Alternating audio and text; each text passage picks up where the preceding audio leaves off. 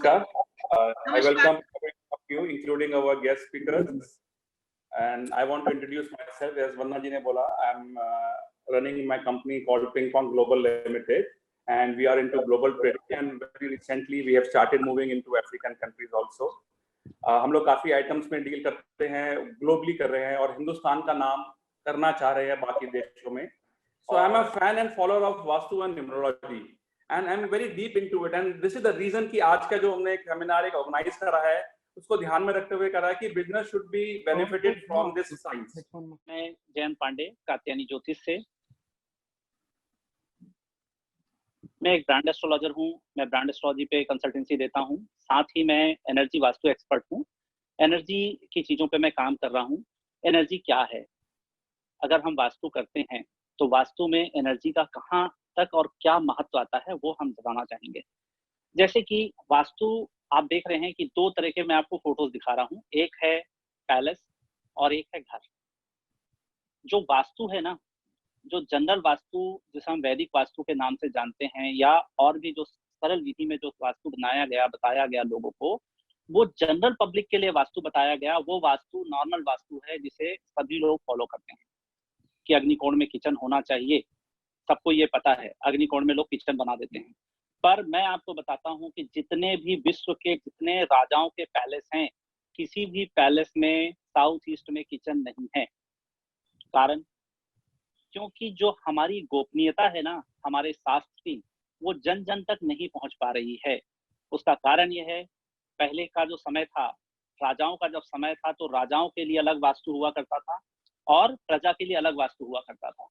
क्योंकि अगर प्रजा पूरी तरह से वास्तु फॉलो करने लगेगी तो वो इक्विवेलेंट राजा बनने लगेगा ना, राजा बनने का प्रयास करेगा. जब भी किसी का, जब हम प्रेडिक्शन करते हैं, इस तरह से हम देखते हैं घर का वास्तु, फैक्ट्री का वास्तु, तो आपको ये समझने की जरूरत है. मैं आज ये टॉपिक इसलिए बोल रहा हूँ थोड़ा सा कि मेरे बीच में काफी इंजीनियर्स आए हुए हैं आज यहाँ पर. सिविल इंजीनियर्स हैं, वास्तु शास्त्री भी काफी लोग हैं यहाँ पर, और मेरे वास्तु से रिलेटेड जो भी लोग हैं भाई बहन, मैं उनका भी स्वागत करता हूँ कि मैं आप लोगों को कुछ चीजें जो मेरी स्टडी में आई है मैं आपको शेयर कर रहा हूँ. तो जो स्पेशल वास्तु है ना, ये लोगों तक पहुंच ही नहीं पा रही है. जनरल वास्तु के थ्रू हम अपने आप को ट्रीटमेंट कर लेते हैं, और इसके कारण कई बार अंधविश्वास का होने लगा. लोग ये कहने लगे कि भाई वास्तु से कुछ होता नहीं है.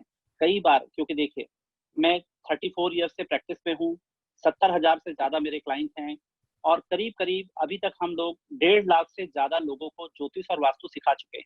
क्योंकि मैं अखिल भारतीय ज्योतिष संस्था संघ, जो इंटरनेशनली हमारी संस्था है, उसका मैं वाइस प्रेसिडेंट हूँ. तो हमारे द्वारा इतने सारे बच्चों को, बड़ों को हमने जो भी ज्योतिष और वास्तु का ज्ञान दिया, तो हमने ये देखा कि बेसिक फंडामेंटल जो है वही लोगों को पता है, उसके आगे की बात लोग समझ भी नहीं पाए हैं. तो मैं आगे एनर्जी की बात करूंगा, जो आप कैसे अपने जीवन में उसका लाभ ले. चलिए, तो हम बात करते हैं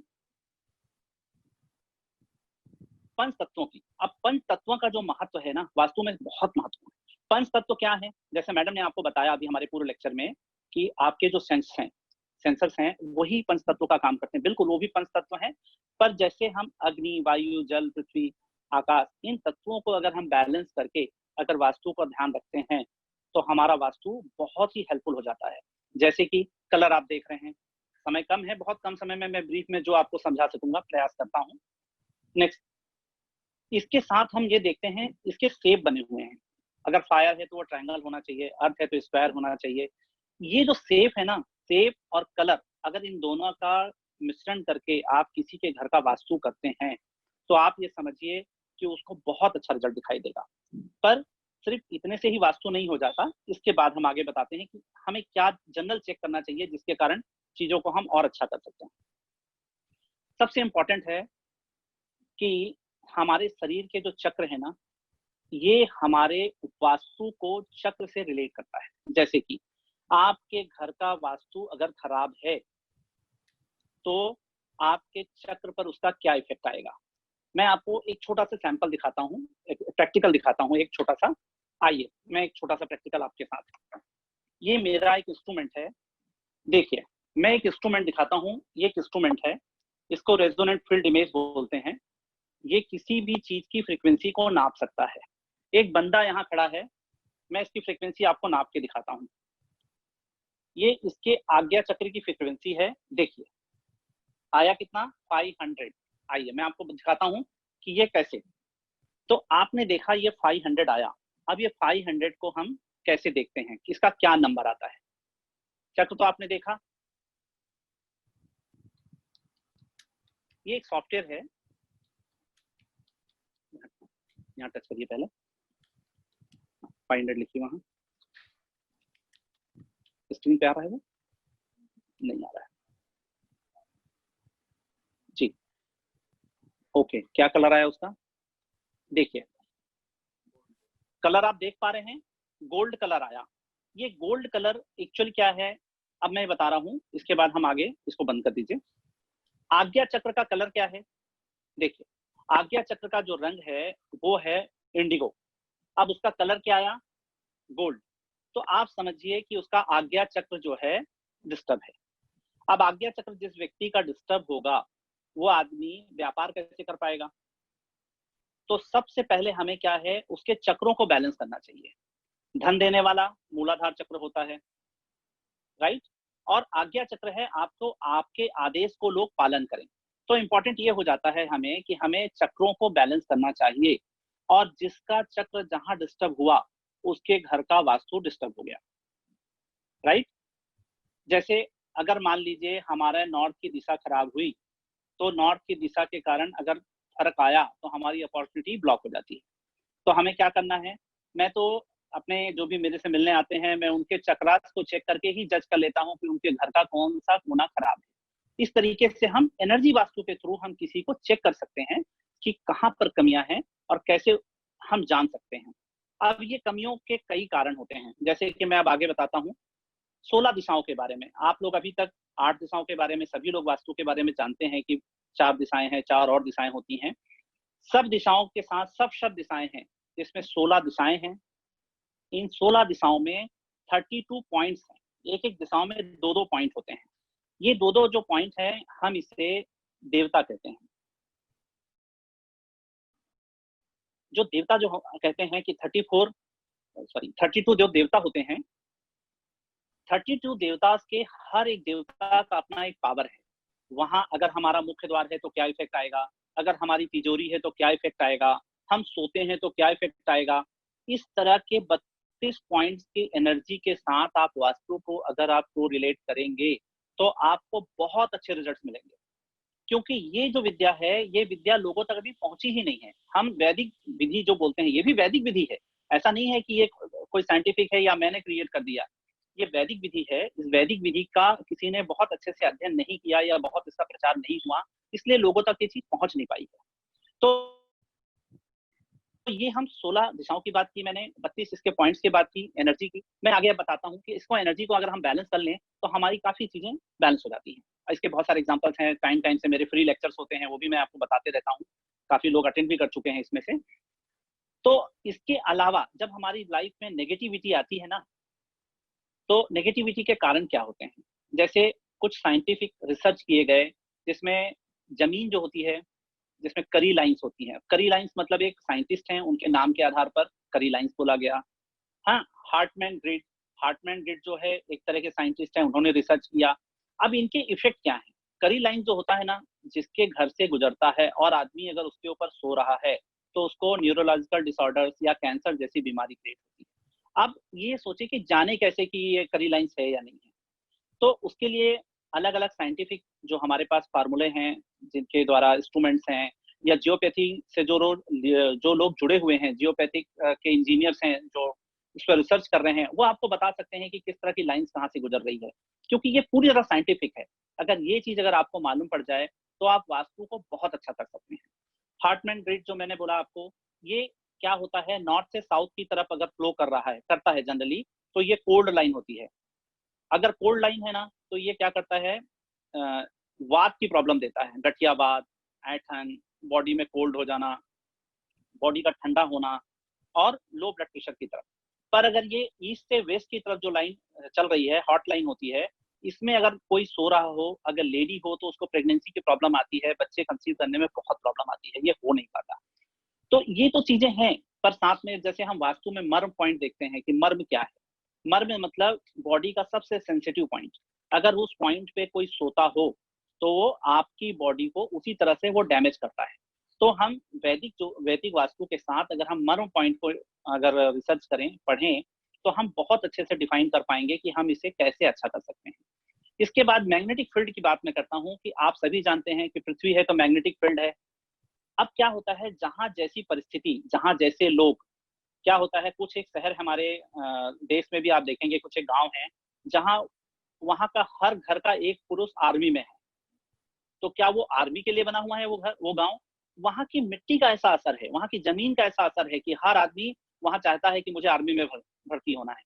हमारे देश में बहुत सारे ऐसे स्थान हैं जहाँ के सारे बिजनेसमैन हैं, बड़े बिजनेसमैन हैं, वो एक ही गांव से हैं। बहुत सारे ऐसे गांव हैं हमारे शहर के, अगर आप लोग राजस्थान में देखेंगे, गुजरात के देखेंगे, तो वहां पर मैक्सिमम जो बड़े बिजनेसमैन आज दुनिया के हैं वो उस गांव से बिलोंग करते हैं। इसका मतलब क्या वो गांव ही बना है बिजनेसमैन के लिए? नहीं, वहां की जमीन, वहां की मिट्टी जैसा असर दिखाती है वैसे हमारे जीवन में परिवर्तन आता है। जैसे आप देखें कि आज आप, मैं तो बहुत सारे केसेस देखता हूँ कि लोग इंग्लैंड में रह रहे हैं, हमारे हिंदू मूल निवासी हैं, मतलब भारतीय निवासी हैं, 3 जनरेशन अगर वहां उनकी गुजर गई है, वो हिंदू में ही, मतलब अपनी ही इंडियंस में ही मैरिज करते हैं, पर तीसरी पीढ़ी में आप देखेंगे कि उनके बच्चे जो है ना, वो इंडियन की तरह नहीं दिखाई देते, वो लंदन वाले, यूरोप, मतलब सॉरी, लंदन के जो लोग होते हैं उनके जैसा अंग्रेजों की तरह दिखने लगते हैं। इसका क्या मतलब, वो क्या अंग्रेज हैं?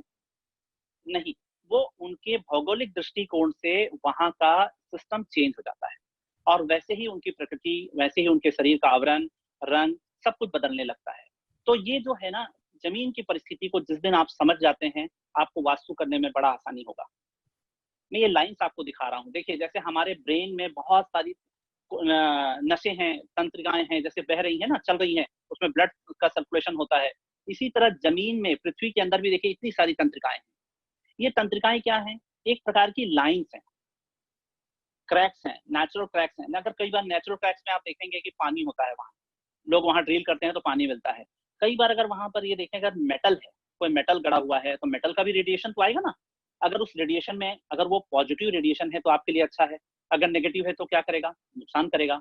मैग्नेटिक जोन की मैं बात जो कर रहा था, जनरली 1952 में एक रिसर्च में मैंने पढ़ा, उसके बारे में, रिसर्च के बारे में पढ़ा। 1952 में साइंटिस्ट ने रिसर्च किया कि जहां पर सबसे ज्यादा एक्सीडेंट्स होते हैं वहां पर हाईली मैग्नेटिक पावर होता है। वहां पहुंचते ही आदमी अपने माइंड को सेट नहीं कर पाता और एक्सीडेंट कर देता है। 1952 में, अगर आप चाहें तो गूगल पे जाके सर्च करें, उस रिसर्च के बारे में देखें कि क्यों मैग्नेटिक फील्ड के बढ़ने से क्या मेडिकल प्रॉब्लम आती है, लो हो जाने से क्या प्रॉब्लम्स आती है, और हमें कैसे बचना चाहिए। तो जो हमारे पास एक इंस्ट्रूमेंट मैंने आपको दिखाया, इस तरह के मेरे पास बहुत सारे अलग अलग इंस्ट्रूमेंट्स हैं जिसके द्वारा हम ये चेक कर सकते हैं कि कहाँ की एनर्जी खराब है और कहाँ की अच्छी है, कहाँ हमें सोना चाहिए, कहाँ नहीं सोना चाहिए, कहाँ खाना खाना चाहिए।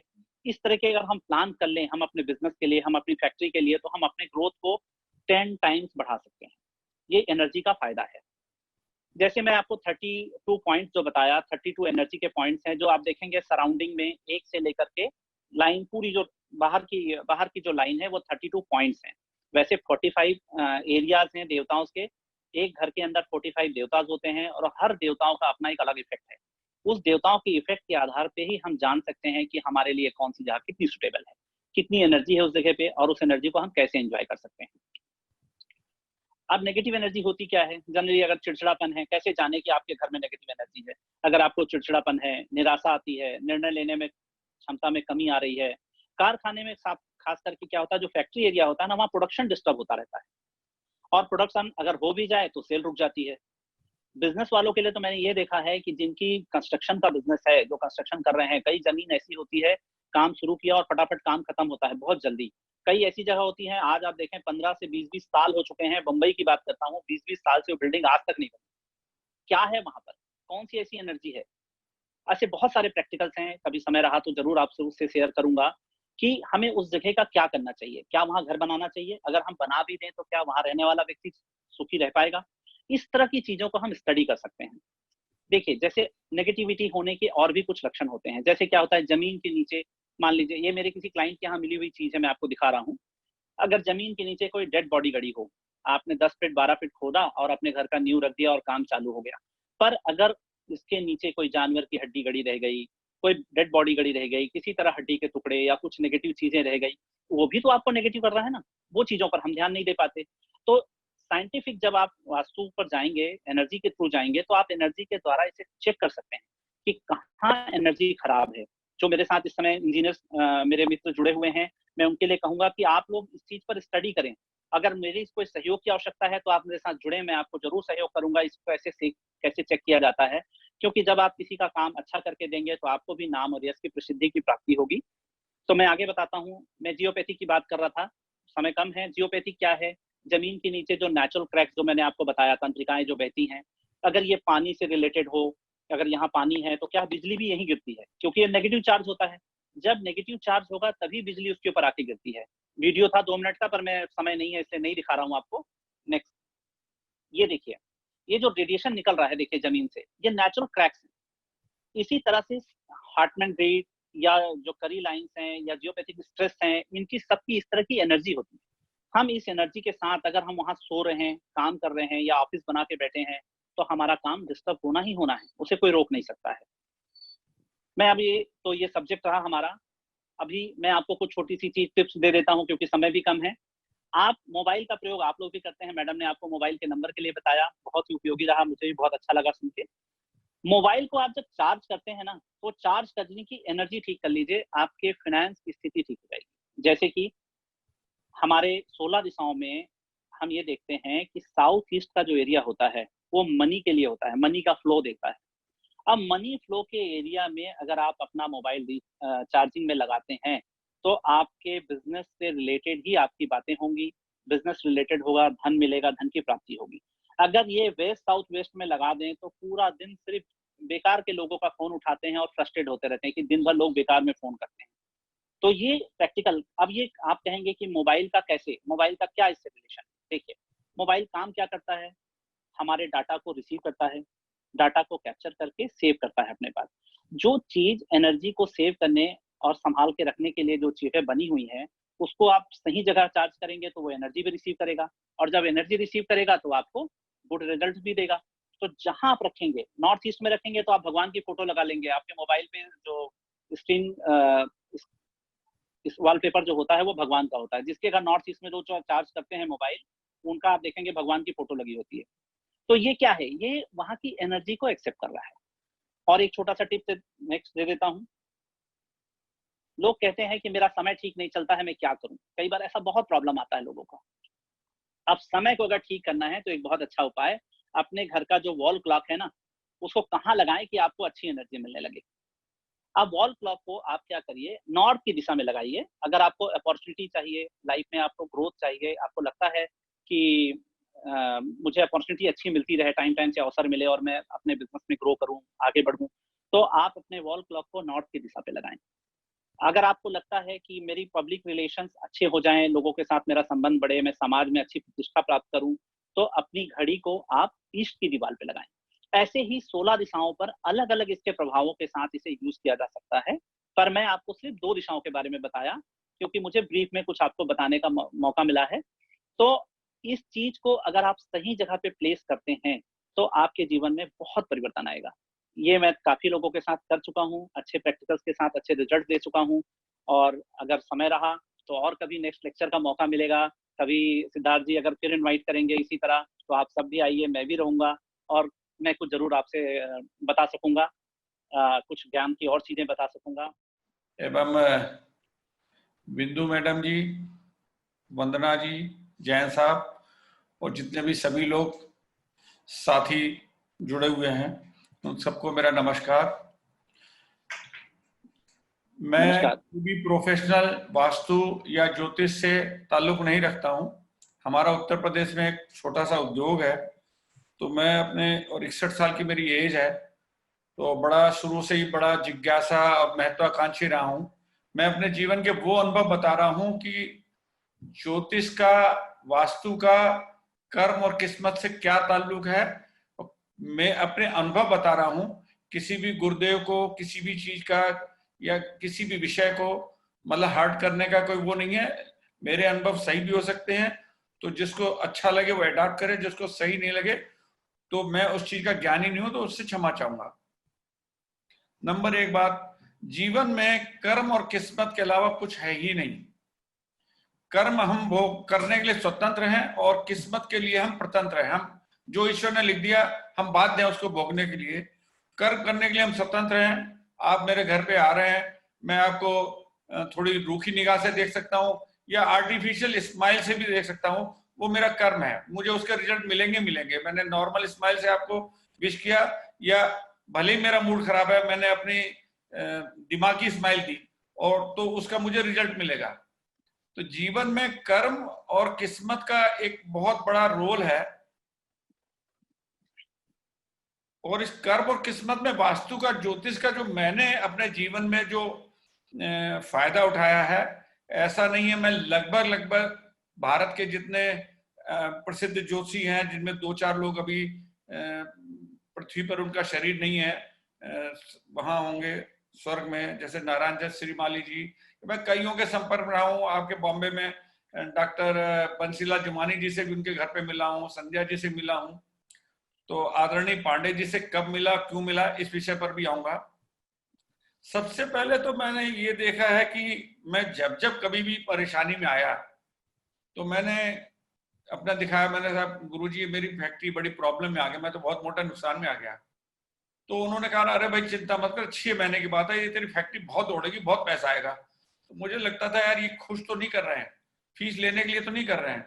तो मैं फिर और किसी न किसी दूसरे ज्योतिषी के पास जाता था किसी माध्यम से, लेकिन जाता हमेशा अच्छे ज्योतिषी पास था जिसकी 50 लोग प्रशंसा करते हो।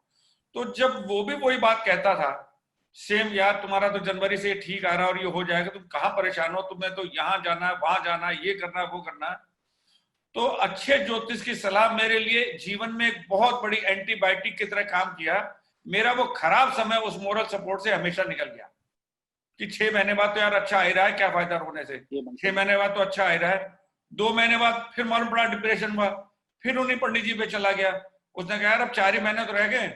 तो मैंने अपने जीवन में अपने जब खराब समय को एक अच्छी सलाह के लिए दूसरे ज्योतिषी पे इसलिए जाता था मैं कि यार ये जो बता रहे हैं ये सही बता रहे हैं या ऐसे ही मुझे खुश कर रहे हैं। उसके बाद विश्वास हो गया यार जो ये बता रहे हैं सब लोग यही बता रहे हैं, फिर मैं एक ही को पकड़ लेता हूं। तो उससे मेरा खराब समय मुझे पासान करने में मुझे बहुत ही जीवन में कभी भी डिप्रेशन में नहीं गया। जैसे डिप्रेशन में गया और जैसे मैंने वार्ता की तो मैं उस डिप्रेशन से की नौबत ही नहीं आई, मैं अपने फिर फुल फॉर्म में आ जाता। एक तो मैंने अपने जीवन में, अपने घर में, अपने व्यापार में, अपने उद्योग में इस चीज का अपने जीवन में बहुत फायदा उठाया।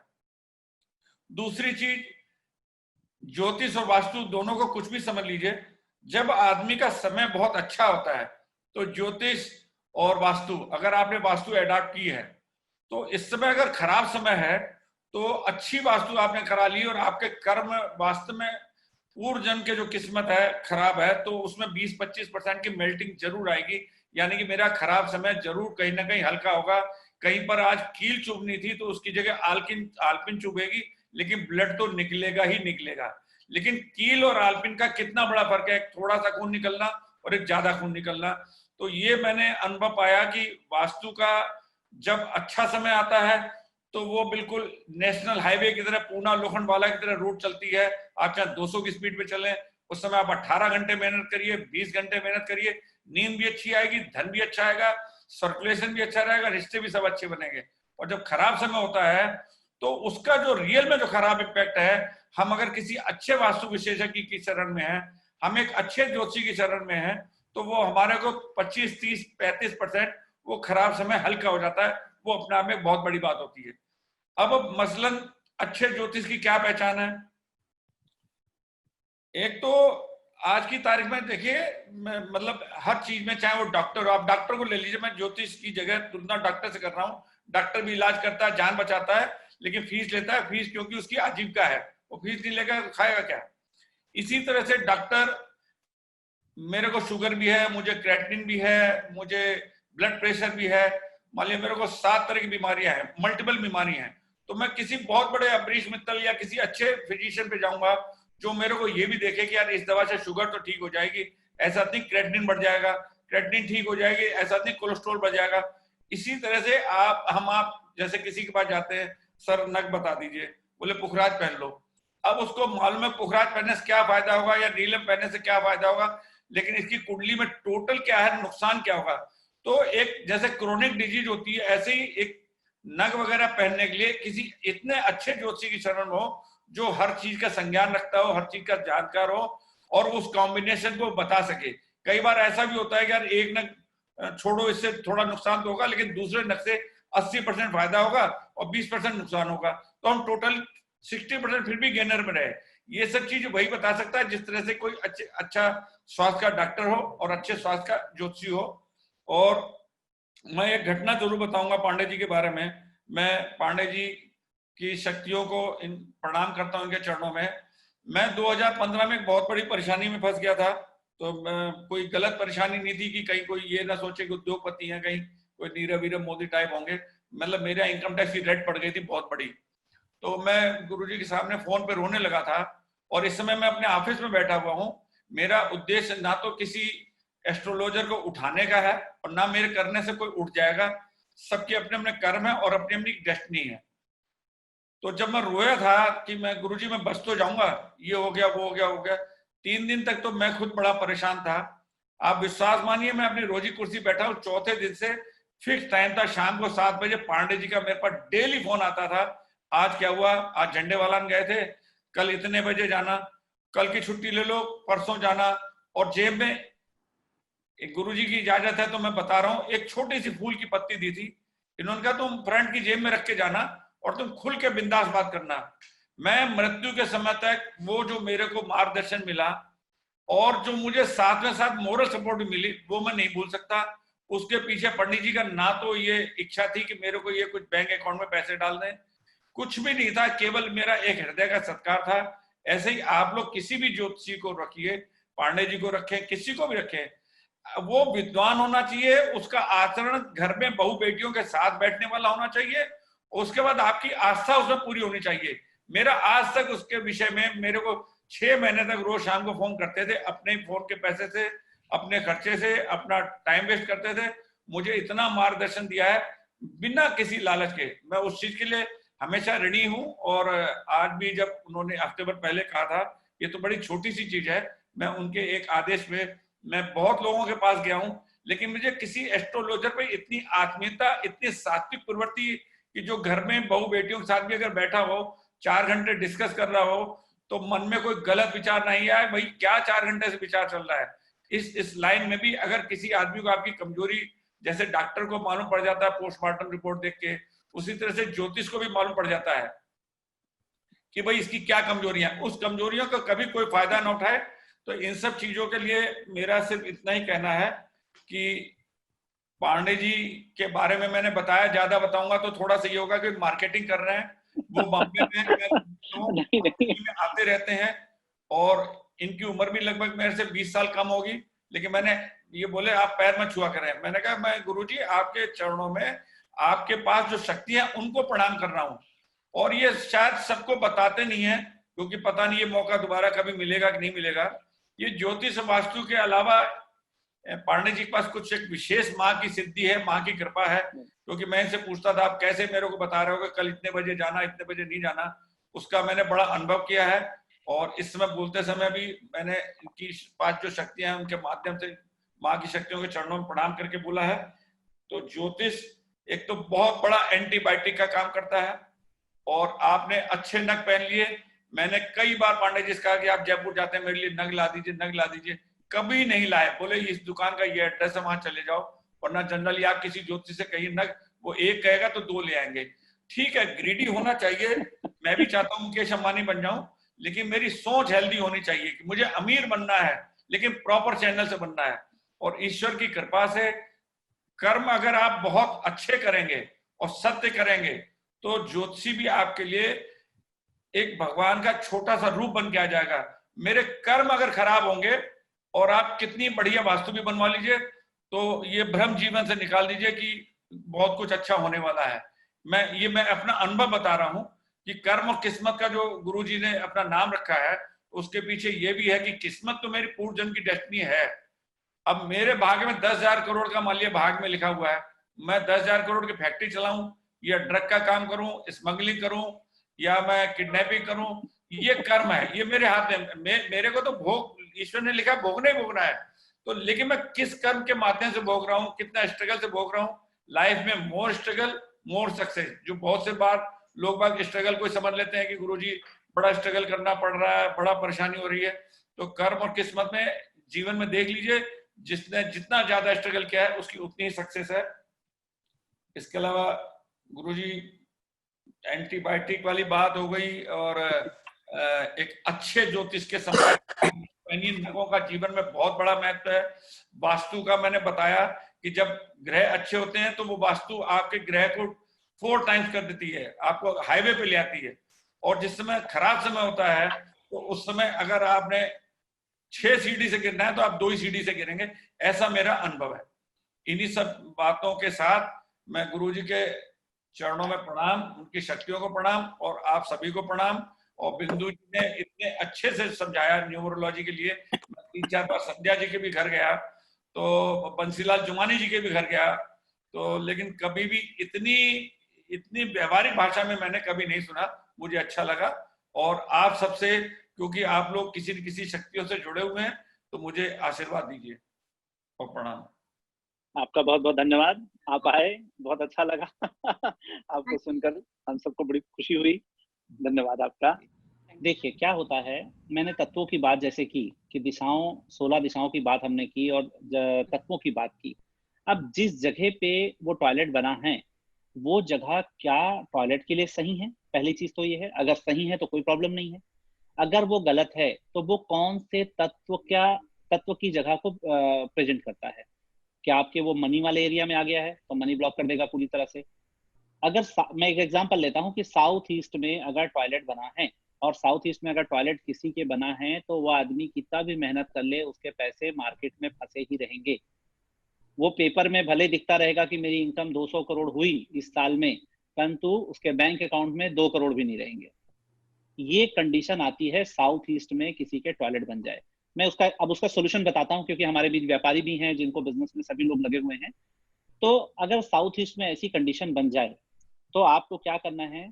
सबसे पहले तो आपकी कुंडली में ये देखना है कि मंगल सही पे है या नहीं। मंगल अगर सही, ऐसा तो नहीं मंगल खराब है, पता चला मंगल खराब है और आपने जाके वहां लाल रंग और लगा दिया ना, तो वो पूरा ही चौपट कर देगा। गलती ना हो जाए, क्योंकि क्या होता है, डॉक्टर और कंपाउंडर वाला फर्क है।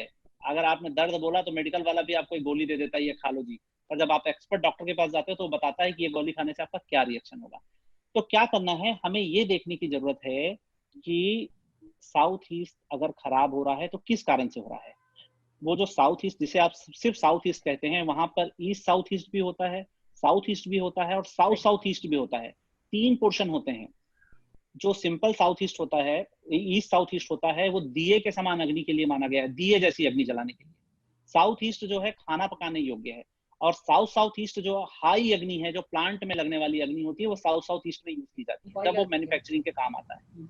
तो आप ये देखें कि साउथ ईस्ट का अगर खराब हो गया है तो कौन से एरिया का खराब है, आप वहां के कलर के हिसाब से उसको बैलेंस करना है। अगर मान लीजिए रेड कलर का बैलेंस करने का फार्मूला है और रेड कलर हम बैलेंस नहीं कर पा रहे हैं क्योंकि हमारी कुंडली में खराब है, तो उसके पहले का तत्व कौन सा है? वायु तत्व है। हम वायु तत्व का कलर है ग्रीन, तो हम वहां पर रेड की जगह ग्रीन कलर से बैलेंस करेंगे ना, तो हमारी एनर्जी एकदम परफेक्ट हो जाएगी।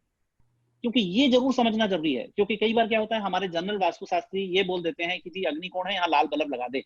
अब लाल बल्ब तो लगा दे, पता चला उसका मंगल खराब है, हॉस्पिटल पहुंचा देगा। ये लोग समझ नहीं पाते हैं। तो इन सब चीजों को बहुत सूक्ष्म तरीके से अगर आप स्टडी करके यूज करेंगे तो बहुत अच्छे रिजल्ट आएंगे। धन्यवाद पंडित जी। जी जी, बस बहुत अच्छा लगा मुझे आज। बहुत खुशी की बात है कि बिंदु जी के ज्ञान का मुझे भी लाभ हुआ साथ में। और आज सिद्धार्थ जी ने जो अपना कमेंट दिया बहुत अच्छे से, कि भाई कितने अच्छे से वो बिलीव कर रहे हैं। अगर इनके जैसे सारे व्यापारी हमारे देश की अगर मानने लगें, तो मेरा ये संदेश है कि हम बहुत जल्द ही पूरे विश्व में विश्व के गुरु बनेंगे हम। ये मेरा मन का भाव है और ये मेरा संकल्प भी है कि हम अपने ज्ञान को ऐसे बढ़ाएं कि हम अपने देशवासियों को, हमारे अपने व्यापारियों को ऐसे ज्ञान दें कि जिससे वो विश्व गुरु बन करके भारत सबके बीच में आए और भारत का नाम पूरे विश्व में सबसे आगे चले। इसी संभावनाओं के लिए मैं इतना प्रयास करता हूँ। मैं भी प्रयास करता हूँ कि लोगों को ज्ञान मिलता रहे और ज्ञान के थ्रू लोगों का प्रचार प्रसार होता रहे और सभी का कल्याण हो। इसी कल्याण में और हमारे बीच अग्रवाल जी हैं, उनका भी मैं धन्यवाद करता हूँ कि इतने बिजी शेड्यूल में उन्होंने हमारे बीच आए, समय निकाला उन्होंने, और उन्होंने बहुत सारी मेरी प्रशंसा कर दी। मैं उनका बड़ा धन्यवाद करता हूँ कि भाई ठीक है, उन्हें उनके मन में जो आया भाव है ना, तो बहुत अच्छी बात है। चलिए हम, और साथ में वंदना जी का मैं धन्यवाद करता हूँ कि उन्होंने बहुत समय निकाला हमारे लिए, बहुत प्रयास करके बहुत अच्छे से इस कार्यक्रम को किया, इसके लिए मैं आपका भी धन्यवाद करता हूँ। चलिए, धन्यवाद मेरी तरफ से आप सभी को, आपको आने का और इस कार्यक्रम में रुकने का। इतनी देर रुके आप, 1 घंटे की बात थी, 1.5 घंटा हो चुका है, आप फिर भी पेशेंसली आराम से सुन रहे हैं, इसके लिए मैं आपका सबका धन्यवाद करता हूँ। धन्यवाद। Thank you, God bless you.